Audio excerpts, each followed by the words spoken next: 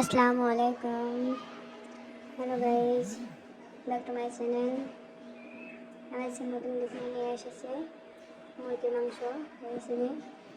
প্রথমে আমি কড়াইতে তেল দিয়ে দিয়েছি। তেলটা গরম হওয়ার পরে পেঁয়াজ কুচি দিয়ে দিয়েছি। পেঁয়াজ কুচি হালকা বাদামি কালার হয়েছে। হালকা একটু পানি দিলাম যাতে পেঁয়াজটা পুড়ে না যায়।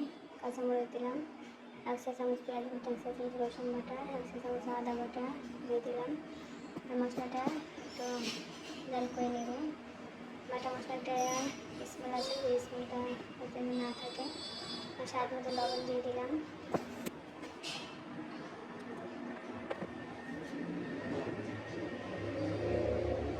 ধনিয়া গুঁড়া দিলাম 1/2 চা চামচ, 1/2 চা চামচ হলুদ গুঁড়া, 1.5 চা চামচ মরিচের গুঁড়া দিলাম।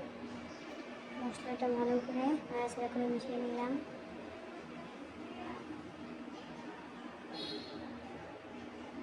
মশলাটা ভালোভাবে কষিয়ে নিতে হবে।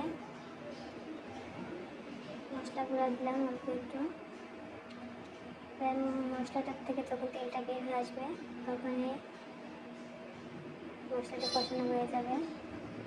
মশলাটা কষানো হয়ে গেলে আমি মাংসটা দিয়ে দেবো।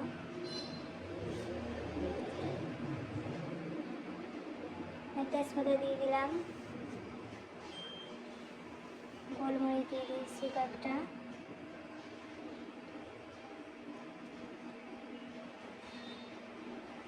বড় এলাচ, সাদা এলাচ কয়েকটা দিলাম, 5-6টা দিলাম।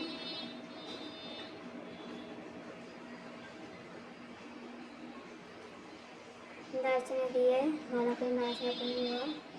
মশলাটা যত ভালো কষানো যাবে তরকারিটা ততই টেস্ট বেশি হবে, যে কারণে মশলাটা ভালোভাবে কষাতে হবে।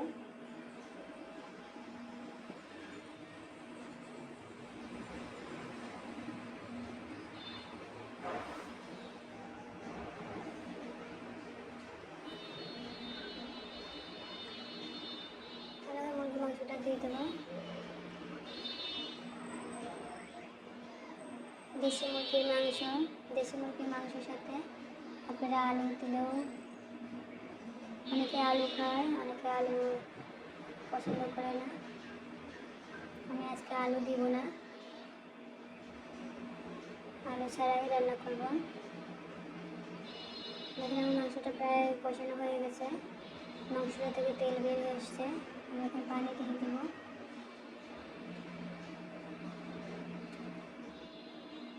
জিরা ভেজে বেটে রেখেছিলাম, জিরা ভাজা জিরা গুঁড়া দিয়ে দিলাম একটু।